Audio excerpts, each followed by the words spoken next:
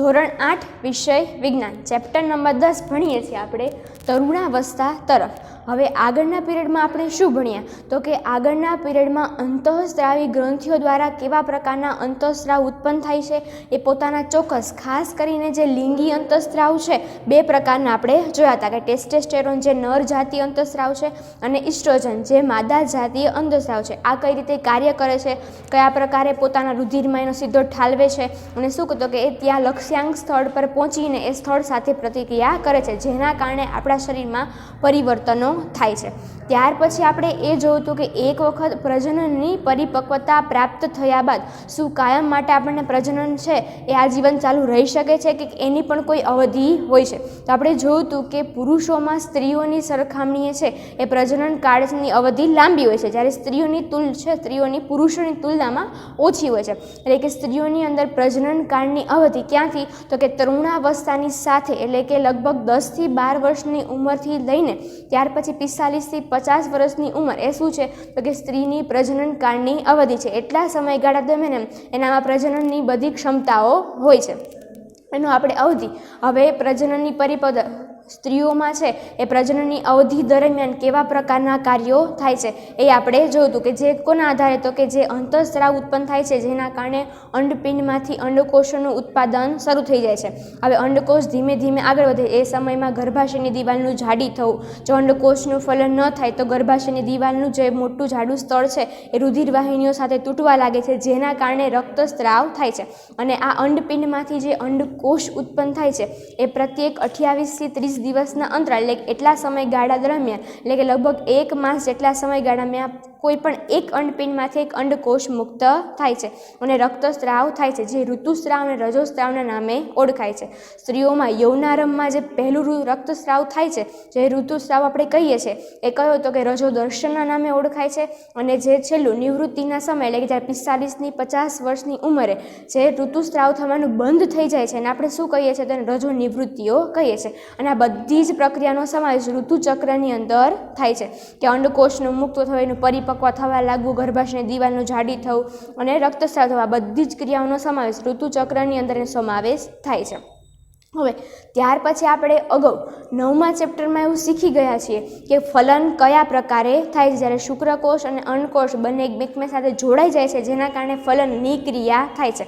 હવે ફલનની ક્રિયા થયા પછી હવે ફલનની ક્રિયા મનુષ્યની અંદર માદાના શરીરમાં થાય છે. હવે ફલનની ક્રિયા થયા બાદ હવે આપણે ઘણીવાર સાંભળીએ છીએ કે આપણે કોઈ તમારી માસી હોય, તમારા મામી હોય કે કોઈ પણ તમારી આજુબાજુ રહેતા કોઈ બહેનો એક જો ગર્ભવતી હોય તો ક્યારેક આપણે ચર્ચા કરતાં તમે સાંભળેલા હશે કે ભાઈ આ તમારી બહેન છે કે તો શું તો કે એને બાબુ આવશે કે બેબી આવશે તો કે આ. હવે આપણે એ જાણવાનું છે કે સંતતિનું લિંગ નિશ્ચયન કેવી રીતના થાય છે, એટલે કે આવનાર બાળક છે એ છોકરો હશે કે છોકરી એ શેના આધારે નક્કી થાય છે, એટલે કે સંતતિનું લિંગ નિશ્ચયન. હવે સંતતિના લિંગ નિશ્ચયનની અંદર પ્રત્યેક મનુષ્યમાં 23 જોડ રંગસૂત્રો હોય છે. આ રંગસૂત્રોને જ આધારે આવનાર બાળકની આપણે જાતિ નક્કી કરી શકીએ છીએ કે આવનાર બાળક છે એ છોકરો હશે કે છોકરી. પ્રત્યેક મનુષ્યને હવે આવું આપણે શીખી ગયા હતા 9મા ચેપ્ટરની અંદર કે પ્રત્યેક કોષ છે એની અંદર આપણને કોષ કેન્દ્ર જોવા મળે છે. કોષ કેન્દ્રની અંદર આપણે દોરી જેવી સમાન સંરચનાઓ જોઈતી, એને આપણે કયા નામે ઓળખાવે તો કે એને આપણે રંગસૂત્રોના નામે ઓળખાવેલા હતા. એટલે કે આમ પ્રત્યેક મનુષ્ય છે એની અંદર 23 જોડ રંગસૂત્ર આવેલા હોય છે. રંગસૂત્રો ક્યાં છે તો આપણને ખબર છે કે કોષની અંદર કોષ કેન્દ્ર હોય છે એમાં આવેલા હોય છે, દોરી જેવી સંરચનાઓ ગોઠવાયેલી હોય છે. તો એ શું છે તો કે એ મનુષ્યમાં આવેલા રંગસૂત્રો છે. હવે મનુષ્યની અંદર કુલ 23 જોડ રંગસૂત્ર આવેલા હોય છે, એમાંથી એક જોડ લિંગી રંગસૂત્રો હોય છે.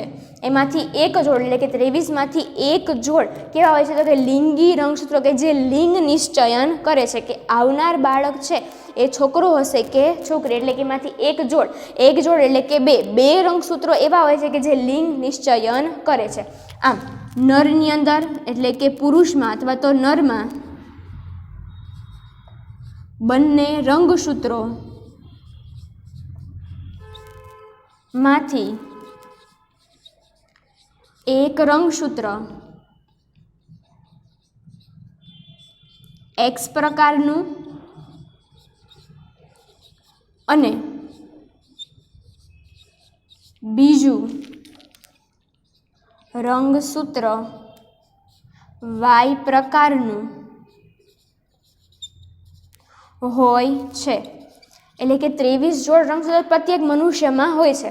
હવે નરની અંદર કેવી રીતના કે નરની અંદર જે એક જોડ લિંગી રંગસૂત્ર છે એમાંથી એટલે કે એક જોડ એટલે કે નંગ કેટલા થયા 2, તેમાંથી એક છે એ એક્સ પ્રકારનું હોય છે અને એક રંગસૂત્ર તો કે વાય પ્રકારનું હોય છે. જ્યારે માદામાં અથવા તો સ્ત્રીમાં માદામાં બંને રંગસૂત્ર એક્સ પ્રકારના જ હોય છે. માદાની અંદર કેવા હોય છે તો કે બંને એક્સ પ્રકારના જ હોય છે. જ્યારે નરની અંદર એક રંગસૂત્ર એક્સ અને એક રંગસૂત્ર કેવું હોય તો કે વાય પ્રકારનું હોય છે. જ્યારે માદાની અંદર બંને રંગસૂત્ર છે એ કેવા તો કે એક્સ પ્રકારના જ હોય છે. હવે આવનાર બાળકની લિંગ નિશ્ચયન નક્કી કઈ રીતે થાય છે તો કે આવનાર બાળક છે જ્યારે એક્સ પ્રકારનું રંગસૂત્ર અંડકોષનું ફલન કરે ત્યારે આવનાર બાળક છોકરી હોય છે. જ્યારે એક્સ પ્રકારનું રંગસૂત્ર એટલે કે એક્સ પ્રકારનું જે શુક્રકોષ છે, એક્સ પ્રકારનો શુક્રકોષ, કારણ કે હંમેશા લિંગી રંગસૂત્રો ક્યાં હોય છે તો કે શુક્રકોષનો જે કોષ છે એના કોષ કેન્દ્રમાં હોય છે. એટલે કે એના કોષ કેન્દ્રની અંદર જો એક્સ પ્રકારનું રંગસૂત્ર હશે તો અને એ અંડકોષનું ફલન કરે તો શું તો કે માદાની અંદર તો બંને રંગસૂત્ર કેવા પ્રકારના તો કે માદાની અંદર બંને રંગસૂત્ર એક્સ પ્રકારના છે. એટલે કે જ્યારે એક્સ પ્રકારનો નરનો એક્સ છે એ જ્યારે માદાના એક્સ સાથે જોડાય ત્યારે આવનાર બાળક કયું હશે તો કે આવનાર બાળક છે એ છોકરી હશે. એવી જ રીતના જ્યારે વાય પ્રકારનો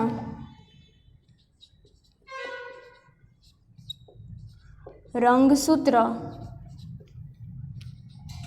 અંડકોષનું ફલન કરે ત્યારે આવનાર બાળક છોકરો હોય છે. એટલે કે જ્યારે વાય પ્રકારનું રંગસૂત્ર એટલે કે શુક્રકોષમાં જ્યારે વાય પ્રકારનું રંગસૂત્ર રહેલું હોય, કારણ કે હંમેશા એક્સ અને વાય બે પ્રકારના રંગસૂત્ર કોનામાં છે તો કે નરમાં છે. જ્યારે માદામાં તો બંને સમાન પ્રકારના છે. એટલે કે અંડકોષનું જ્યારે પણ ફલન થશે, હવે આપણે અંડકોષનો આકાર પણ શીખી ગયા. અંડકોષ કેવો હોય છે તો કે અંડકોષ લગભગ ગોળાકાર હોય છે. એટલે કે અંડકોષ છે એના કોષ કેન્દ્રમાં તો હંમેશા એક્સ પ્રકારનું જ રંગસૂત્ર હાજર હોય છે. જ્યારે અંડકોષનું ફલન છે એક્સ પ્રકારનો જે શુક્રકોષ છે એમાં રહેલો જે રંગસૂત્ર કરે એટલે કે એક્સ પ્રકારનો શુક્રકોષ છે એ જ્યારે અંડકોષનું ફલન કરે.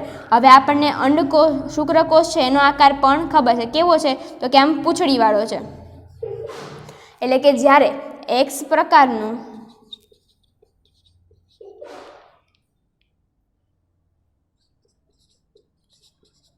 શુક્રકોષ અંડકોષનું ફલન કરે ત્યારે શું થશે તો કે 2 એક્સ ભેગા થશે. એટલે કે 2 એક્સ જ્યારે ભેગા થશે ત્યારે આવનાર બાળક શું હશે તો કે આવનાર બાળક છોકરી હશે. એટલે કે જ્યારે 2 પ્રકારના એક્સ રંગસૂત્રો ભેગા મળે છે એટલે કે એક્સ પ્રકારનો શુક્રકોષ જ્યારે અંડકોષનું ફલન કરે છે ત્યારે આવનાર બાળક કયું હશે તો કે આવનાર બાળક છે એ છોકરી હશે. એવા જ પ્રકારે વાય પ્રકારનો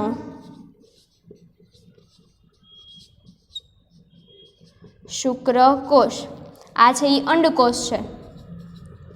અંડકોષનું ફલન કરે ત્યારે આવનાર બાળક શું હશે? તો કે આવનાર બાળક છે એ છોકરો હશે. જ્યારે એક્સ, કારણ કે અંડકોષમાં તો હંમેશા એક જ પ્રકાર છે. આપણે જોયું કે માદામાં બંને રંગસૂત્ર કેવા? તો કે એક્સ જ હોય છે, એટલે કે આમાં એક્સ તો છે જ તે, પણ જ્યારે એને વાય પ્રકારનો શુક્રકોષ છે એના દ્વારા ફલન થાય ત્યારે શું થાય? તો કે એક્સ વાય ભેગા થાય છે. ત્યારે આવનાર બાળકનું લિંગ કયું હશે? તો કે આવનાર બાળક છોકરો હશે. આવા પ્રકારે લિંગ નિશ્ચયન છે, જ્યારે ફલનની ક્રિયા થાય ત્યારથી જ આવનાર બાળકનું લિંગ એટલે કે એની જાતિ નક્કી થઈ જાય છે કે કયા આધારે છે કે આવનાર બાળક છોકરો હશે કે છોકરી. આપણે ફરીવાર જોઈએ કે પ્રત્યેક મનુષ્યની અંદર 23 જોડ રંગસૂત્ર આવેલા હોય છે, જેમાંથી એક જોડ છે કેવું છે? લિંગી રંગસૂત્ર છે કે જે લિંગ નિશ્ચિત કરે છે આપણું કે આવનાર બાળક છોકરો હશે કે છોકરી. હવે નરમાં બંને રંગસૂત્રોમાંથી એક રંગસૂત્ર, કારણ કે એક જોડ છે એટલે કે બે હશે, એમાંથી એક છે એ એક્સ પ્રકારનું શુક્રકોષવાળું છે અને એક પ્રકારનું રંગસૂત્ર કે જે વાય પ્રકારનું ધરાવે છે. આમ નરની અંદર કેવા હોય છે? તો બંને અલગ અલગ પ્રકારના હોય છે, એક એક્સ અને એક વાય.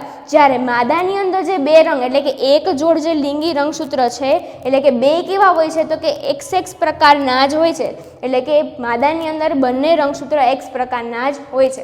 હવે આવનાર બાળકની લિંગ નિશ્ચયન કેમ નક્કી થાય? તો કે જ્યારે એક્સ પ્રકારનું એટલે કે નરની અંદરથી એક્સ પ્રકારનું શુક્રકોષમાં રહેલું રંગસૂત્ર છે એ અંડકોષનું ફલન કરે ત્યારે આવનાર બાળક શું હશે? તો કે છોકરો હશે. જ્યારે વાય પ્રકારનું રંગસૂત્ર અંડકોષનું ફલન કરે ત્યારે આવનાર બાળક છે એ છોકરો હોય છે. આ પ્રકારે લિંગ નિશ્ચયન થાય છે. હવે આપણા સમાજની આપણે વાત કરીએ તો ઘણા સમય પહેલાં છે આપણા ઘરે છોકરો આવે છોકરી, તો ઘણા લોકો શું કરતા કે હંમેશા સ્ત્રીઓને અથવા તો માતાઓને દોષ દેતા કે ભાઈ જો તારા ઘરે છોકરી જ આવે છે તો છોકરો કેમ નથી આપતી. પરંતુ હંમેશા આવનાર બાળક છોકરો હશે કે છોકરી એ કોના ઉપર આધારિત હોય છે? તો કે હંમેશા પિતા ઉપર આધારિત હોય છે. તમે જો માદાની અંદર તો બંને એક પ્રકારના જ રંગસૂત્ર છે, કયા પ્રકારનો શુક્રકોષ છે એ ફલન કરશે એ ખ્યાલ હોતો નથી. એટલે કે ક્યારેય પણ સ્ત્રીઓને એ બાબતે દોષ દેવો ન જોઈએ કે ભાઈ છોકરી આવી છે, છોકરો હંમેશા આવે છે કેવું છે? બાળક છે, એનો સમાન રીતે ઉછેર કરવો જોઈએ. અહીંયા થાય છે લિંગ નિશ્ચયન પૂરું. હવે ત્યાર પછી આપણે કેટલીક અંતઃસ્રાવી ગ્રંથિઓમાંથી બે અંતઃસ્રાવી ગ્રંથિઓ ભણ્યા. કઈ? તો કે એક શુક્રપિંડ છે એ અને એક અંડપિંડ છે એ. હવે એના સિવાય તે આપણા શરીરમાં બીજી ઘણી બધી અંતઃસ્રાવી ગ્રંથિઓ આવેલી છે. એ બે જે અંતઃસ્રાવી ગ્રંથિઓ શીખ્યા કે તો કે લિંગી અંતઃસ્રાવી ગ્રંથિઓ હતી. જ્યારે હવે જે આવે છે એ એના સિવાયની અંતઃસ્રાવી ગ્રંથિઓ, એનું કાર્ય શું છે, એનું સ્થાન શું છે, અને એ ન હોય તો આપણા શરીરમાં કેવા વિવિધ રોગો થઈ શકે એ આપણે જોઈએ.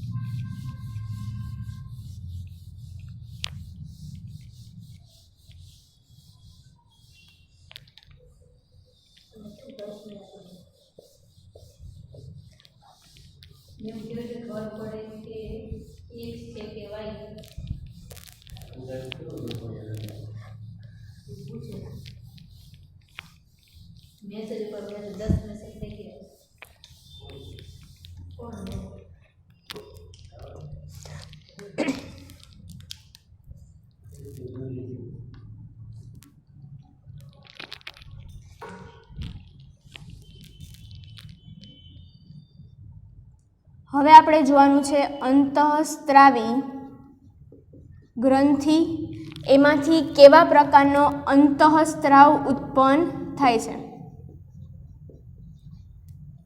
એનું સ્થાન ક્યાં છે આપણા શરીરમાં અને એનું કાર્ય શું છે. આટલી વસ્તુ છે આપણે અંતઃસ્રાવી ગ્રંથિઓ વિશે શીખવાની છે.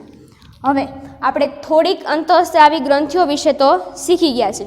હવે એમાં સૌથી પહેલાં આપણે લિંગી જ્યારે અંતઃસ્રાવી ગ્રંથિ ભણતા હતા ત્યારે આપણે એવું કીધું હતું કે જે અંડપિંડ અને શુક્રપિંડ છે એનું નિયમન કોણ કરે છે. તો ત્યારે આપણે વાત કરી હતી કે અંતઃસ્રાવી ગ્રંથિ છે એનું નિયમન પિટ્યુટરી ગ્રંથિ દ્વારા થાય છે. તો કે પિટ્યુટરી ગ્રંથિ છે એ કયો અંતઃસ્રાવ ઉત્પન્ન કરે છે કે જેમ આપણે કીધું હતું શુક્રપિંડ કયો કરે છે તો કે ટેસ્ટોસ્ટેરોન, એવી રીતના પિટ્યુટરી ગ્રંથિ છે એ કયો અંતઃસ્રાવ ઉત્પન્ન કરે છે તો કે એક સામાન્ય અંતઃસ્રાવ છે વૃદ્ધિ અંતઃસ્રાવ અને એક છે પિટ્યુટર અંતઃસ્રાવ. હવે એનું સ્થાન ક્યાં છે તો કે પિટ્યુટરી ગ્રંથિનું સ્થાન છે આપણા મગજમાં આવેલું છે. હવે એનું કાર્ય શું છે એટલે કે પિટ્યુટરી ગ્રંથિમાંથી જે વૃદ્ધિ અંતઃસ્ત્રાવ અને પિટ્યુટર અંતઃસ્ત્રાવ ઉત્પન્ન થાય છે એનું કાર્ય શું છે. તો આના ઉપર તમને ખબર છે કે વૃદ્ધિ અંતઃસ્ત્રાવનું કાર્ય શું હશે તો કે આપણા શરીરની સામાન્ય વૃદ્ધિ માટે કાર્ય કરે છે. આપણા શરીરની ઊંચાઈ વધવી, આપણા શરીરનો જે ધીમે ધીમે વિકાસ થાય છે એ બધું જ કોને જવાબદાર છે તો કે પિટ્યુટરી ગ્રંથિમાંથી જે વૃદ્ધિ અંતઃસ્ત્રાવ ઉત્પન્ન થાય છે એને આધીન આપણા શરીરનો વિકાસ થાય છે. એવી રીતના બીજો અંતઃસ્ત્રાવ કયો છે તો કે પિટ્યુટર અંતઃસ્ત્રાવ. એનું કાર્ય શું છે તો કે બાકીની જે ગ્રંથિઓ છે બાકીની ગ્રંથિનું નિયંત્રણ કરવાનું અથવા તો નિયમન કરવાનું કાર્ય કોણ કરે છે તો કે પિટ્યુટરી ગ્રંથિમાંથી જે પિટ્યુટર અંતઃસ્ત્રાવ ઉત્પન્ન થાય છે એ બાકીની જેટલી પણ ગ્રંથિઓ છે એ બધીનું નિયમન એટલે કે નિયંત્રણ કોણ કરે છે તો કે પિટ્યુટરી ગ્રંથિમાંથી જે પિટ્યુટર અંતઃસ્ત્રાવ ઉત્પન્ન કરે છે એના આધીન થાય છે. અને વૃદ્ધિ અંતઃસ્ત્રાવનું આપણા શરીરની જે સામાન્ય વૃદ્ધિ થાય છે એને માટે જવાબદાર છે. ત્યાર પછી બીજી ગ્રંથિ છે થાઇરોઇડની ગ્રંથિ. થાઇરોઇડની ગ્રંથિ છે એ કયો અંતઃસ્ત્રાવ ઉત્પન્ન કરે છે તો કે થાઇરોઇડની ગ્રંથિ છે એ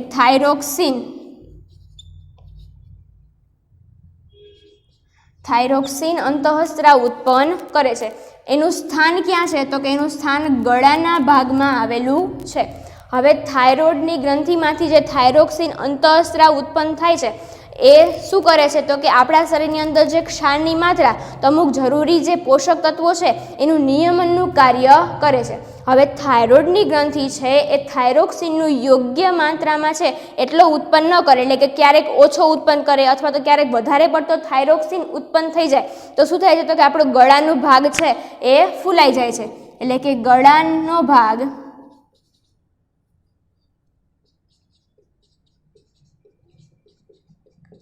ફૂલાઈ જાય છે, જેને આપણે કયા નામે ઓળખીએ છીએ? જેને આપણે ગોઈટરના રોગના નામે ઓળખીએ છીએ. તમે ક્યારેક અમુક જગ્યાએ જોયું તો કે ઘણા વ્યક્તિના છે એકદમ ગળું છે એકદમ સૂજીને બહાર ઉપસી આવેલું એકદમ ગળું છે બધી જગ્યાએથી આમ એકદમ જાડું થઈ જાય. એનું કારણ શું હોય છે તો કે એના ગળાના ભાગમાં જે થાઇરોઇડની ગ્રંથિ આવેલી છે એ યોગ્ય માત્રામાં થાઇરોક્સિન અંતઃસ્ત્રાવ ઉત્પન્ન કરતી નથી, જેના કારણે ગળાના ભાગમાં આવેલી થાઇરોઇડની ગ્રંથિ છે એ ફૂલાઈ જાય છે, જેને આપણે કયા નામે તો કે ગોઈટરના રોગના નામે ઓળખીએ છીએ.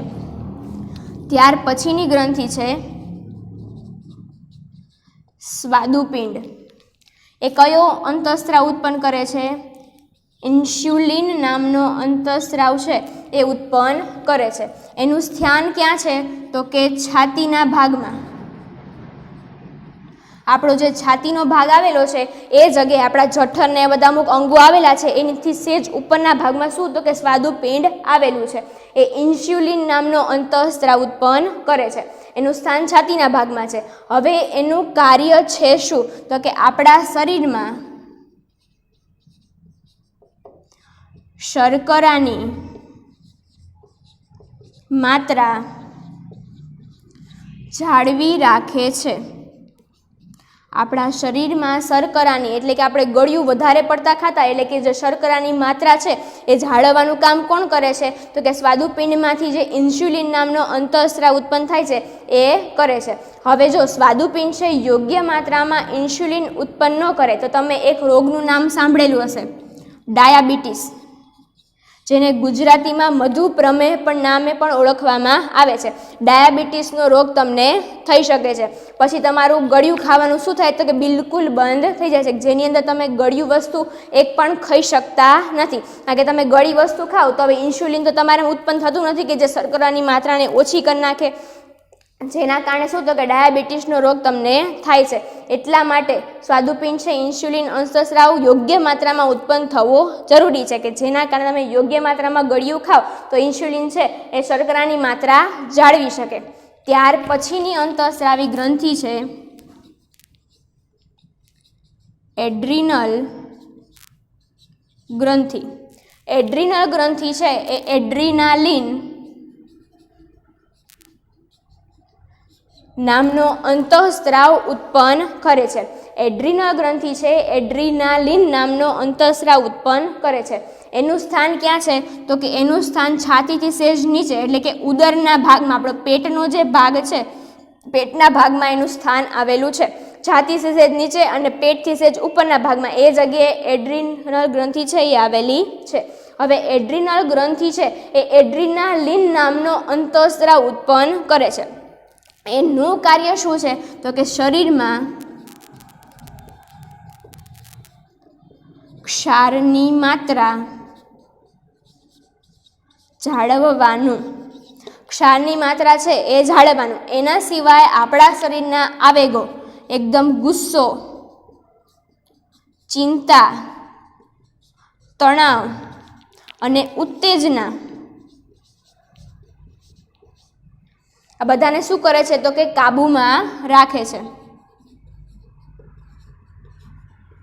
એક તો આપણા શરીરમાં ક્ષારની માત્રા જાળવી રાખે છે એટલે આપણા શરીરમાં રહેલો ક્ષાર છે એ વધારે માત્રામાં વધી ન જાય એ જાળવવાનું કામ તો એડ્રિનાલિન અંતઃસ્રાવનું છે જ. પણ સાથે સાથે આપણામાં આવતા એવા ગુસ્સો, ક્યારેક તમને અતિશય ગુસ્સો આવી જાય, ક્યારેક તમને બહુ જ ચિંતા થવા લાગે, અચાનક તમે બેઠા હોય ને તરુણાવસ્થામાં હોય એટલે તમને બહુ ચિંતા થવા લાગે, હા મારે તો ભણવાનું છે, હવે આટલું બધું કરીશ. તમે અતિશય ક્યારેક તમને 5 મિનિટ એવું થઈ જાય મારે તો આટલું બધું ટેન્શન છે, પછી 5 મિનિટ પછી કંઈ ન હોય. તો કે આ જે ચિંતા છે, તણાવ છે, તમને આમ સતત તણાવ, સ્ટ્રેસ રહ્યા કરે, મારે આ કરવાનું છે, મારે તે કરવાનું છે. તમારી ક્યારેક ઉત્તેજના, ક્યારેક તમે અત્યંત આવેશમાં આવી જાઓ કે આજ તો ભાઈ આ બના આને આમ કીધું અને તું આજ સમજીને મારી જાઓ, તો એ તમારી અત્યંત ઉત્તેજના છે કે જે તમને આમ 5 મિનિટમાં આવી જાય કે આજ તો આમ પતાવી જ દો. પણ એ બધાને નિયંત્રણમાં, કાબૂમાં રાખવાનું કામ કોણ કરે છે? તેને કાબૂમાં રાખવાનું કામ એડ્રિનલ ગ્રંથિમાંથી ઉત્પન્ન થતો અંતઃસ્ત્રાવ કયો? તો કે એડ્રિનાલિન રાખે છે. એનું સ્થાન ક્યાં છે? તો કે ઉદરના એટલે કે પેટના ભાગમાં છે. હવે ત્યાર પછીની ગ્રંથિઓ છે એ આપણે જોયેલી છે, તો એ આપણે નજર ફેરવી લઈએ. શુક્રપિંડ આ કોનામાં હોય છે? તો કે આ નરમાં જ હોય છે. માદાની અંદર શુક્રપિંડ નામની ગ્રંથિ જોવા મળતી નથી. એ કયો અંતઃસ્રાવ ઉત્પન્ન કરે છે? તો કે ટેસ્ટોસ્ટેરોન નામનો અંતઃસ્રાવ છે ઉત્પન્ન કરે છે. એનું સ્થાન ક્યાં છે? તો કે એનું સ્થાન પણ પેટના ભાગમાં છે. એનું કાર્ય શું છે? તો કે છોકરાઓમાં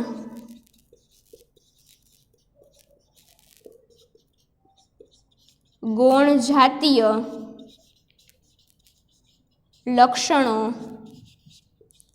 પ્રેરે છે. એનું કાર્ય તો કે છોકરાઓમાં ગૌણ જાતીય લક્ષણોને પ્રેરવાનું. એવી જ રીતના એના પછીની ગ્રંથિ છે અંડપિંડ. આ ફક્ત કોનામાં? તો કે આ ફક્ત માદામાં એટલે કે સ્ત્રીઓમાં જ જોવા મળે છે, જે નરમાં નથી જોતી. એમાંથી કયો? તો કે એમાંથી ઇસ્ટ્રોજન અંતઃસ્રાવ છે ઉત્પન્ન થાય છે. એનું સ્થાન પણ ક્યાં છે? તો કે ઉદરના ભાગમાં જ રહેલું છે. જેમ આ છોકરાઓમાં રહેલા ગુણ જાતીય લક્ષણોને પ્રેરે છે, એવી રીતના ઇસ્ટ્રોજન છે એ છોકરીઓમાં ગૌણ જાતીય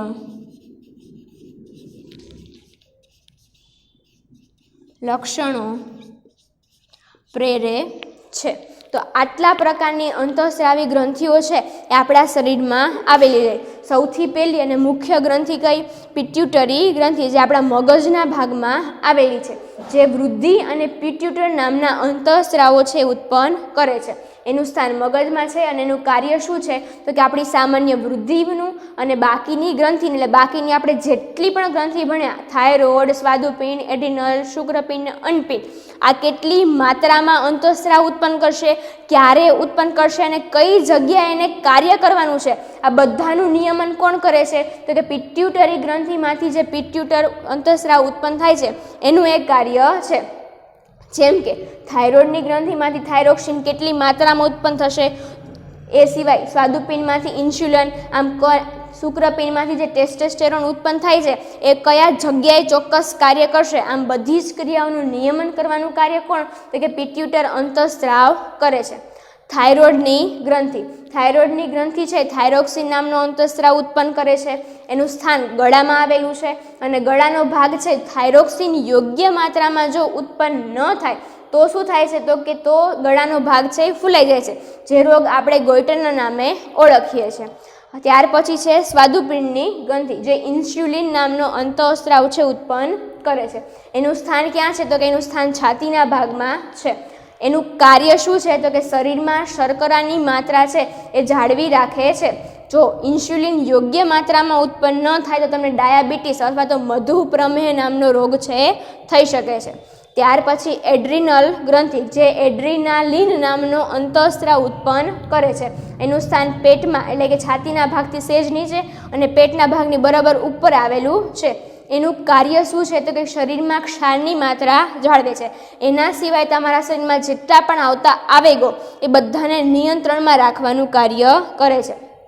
જેમ કે ગુસ્સો, ચિંતા, તણાવ, ઉત્તેજના આ બધાને શું કરે? તો કે કાબૂમાં રાખે છે, જેના કારણે તમે આવેશમાં આવીને કોઈક એવું ડગલું છે તમે ભરી ના બેસો. હવે જો તમે ઘણી વખત એવું સાંભળેલું હશે કે કેટલાક બાળકો છે અત્યંત આવેશમાં આવીને ન કરવાનું કરી બેસે છે. તમે એવું ઉદાહરણ સાંભળેલું હશે કે તરુણાવસ્થામાં જ્યારે બાળક હોય ને, તો આપણે પહેલાં જ વાત કરી આ વખતે તમારી બૌદ્ધિક ક્ષમતા ખૂબ વધારે હોય. તમારા ઘરેથી તમારા માતા પિતા શું કહેતા હોય કે તું વાંચવા બેસ, પણ ઘણા એવા છોકરા કમજોર હોય. શું હોય છે? તો એને ખોટું લાગે એટલે મને ભણવાનું કીધું. આવા ઘણા બધા દાખલા છે, ખાલી ભણવાનું કીધું હોય, ઓછા માર્ક્સ આવેલા હોય તો એને આધીન શું કરે છે? તો પોતે સુસાઇડ પણ કરી લે છે, એટલે કે પોતે જાતે મરી જાય છે. આવું ક્યારે પણ કરવું ન જોઈએ. તમારા આવેગોને હંમેશા તમારે કેવા કાબૂમાં રાખવા. તમને ભણવાનું કહે છે તો તમારા સારા માટે કહે છે, તમને ગેમ ઓછી કરવાનું કહે છે તો એ તમારા સારા માટે કહે છે. ત્યારે આવા તમારે અત્યંત ઉત્તેજનામાં આવીને ન કરવાનું પગલું ક્યારેય ભરી લેવું ન જોઈએ. ત્યાર પછી આપણે આ બંને તો ભણી ગયા કે નરની અંદર શુક્રપિંડ અને માદાની અંદર અંડપિંડ, જે ટેસ્ટોસ્ટેરોન અને ઇસ્ટ્રોજન નામનો અંતઃસ્ત્રાવ ઉત્પન્ન કરે છે. અને બંનેનું કાર્ય શું છે? તો કે બંનેનું કાર્ય આવી રીતના છોકરાઓમાં છોકરામાં ગુણજાતીય લક્ષણો આપણે કીધા.